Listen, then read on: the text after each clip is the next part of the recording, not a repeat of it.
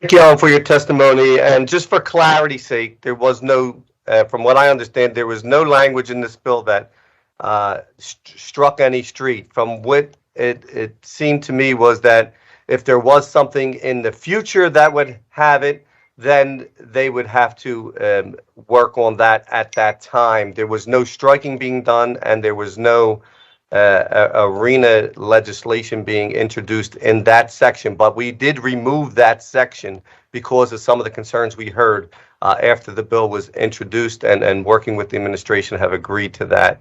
So that just for clarity. Thank you, Ellen, for your testimony. Mr. McMonagle, please read the next. All right, for clarity again, I know everybody's testifying on that, but this does not have anything to do with the arena. We struck any language that may have reflected a possible interest in the future arena there, but we will continue to allow testimony on that, just noting that this does not have a legislation to do with an arena. Again, just for clarity, thank you for your testimony. This bill does not pave a way for an arena and does not allow an arena to be built, or even the language that we struck allowed that or allowed a striking. Thank you so much for your testimony. Also note for the record, I know AAU is having a meeting with the 76ers coming up on the 14th, and people that want to talk about that, please attend that meeting with AAU and the 76ers arena proposal. Again, we're trying to make it clear that this bill is not that, but understanding your concerns and your interest, and I appreciate your testimony.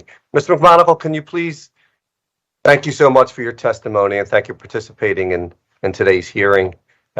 Again, just for clarity, and I know I said it a couple times, but this does not strike a street even before the amendment or after the amendment.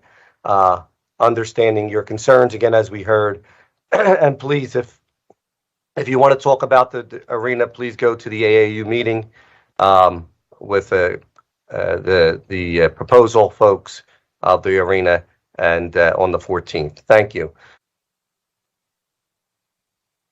Thank you for your testimony. And also, just to be clear, the legislation that came through came through the administration, and I amended the language out. And understanding, I know there's some confusion on what happened there, but you know, we do the best to represent our interest in our community, and when we heard concerns, we acted. Thank you very much, Reverend Hanukkah. And just again, I just want to reiterate that the legislation never struck a street or intended to strike a street. There was language in there talking about Filbert Street and a possible striking in the future, but once we received concern about that language being in there, we did. It looks like we're live now, Mr. Chair. Thank you. Thank you, Modesto. Councilmember Bass for comment.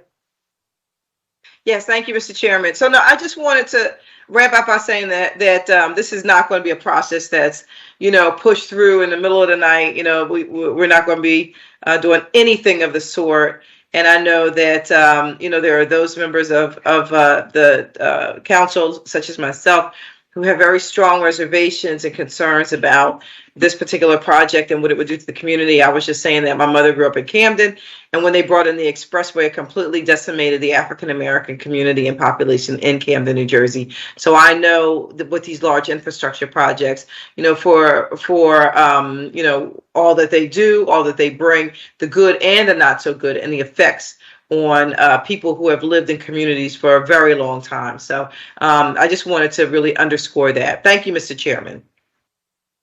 Thank you so much, Councilmember. Councilmember Jones. You're muted, Councilmember. But you sounded good. Hey, I hate when that happens. Thank you, Mr. Chairman. I just wanted to echo what Member Bass said, to the degree that this will not be rushed, that out of the membership involved, I know you are methodical. I know you are open to other views contrary even to your own, and that at the end of the day, we will have a decision that reflects your values, that reflects the community's concerns, and I am totally confident in that, Mr. Chairman.